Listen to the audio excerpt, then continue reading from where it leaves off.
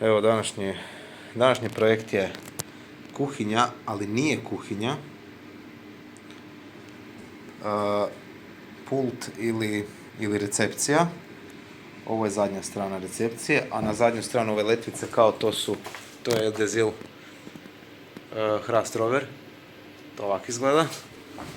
I imamo jednu komodu sa 3 police iznad.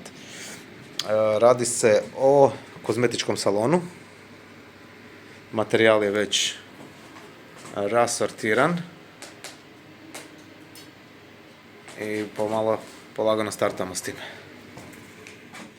Evo, velika većina je gotova, nisam stigao snimat dok se radilo. Znači, ovo je kuhinja, ali nije kuhinja.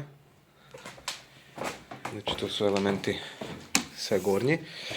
Ovaj tu je onaj od 180 sa kliznim vratima. Imamo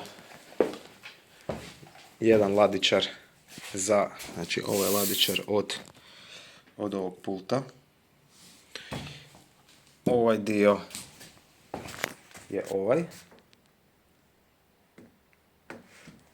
I postoji još jedan ladičar, u biti cijeli stol ladičar za pedikuru, manikuru i kasno za takve stvari. Utovar i snimamo cijelu montažu.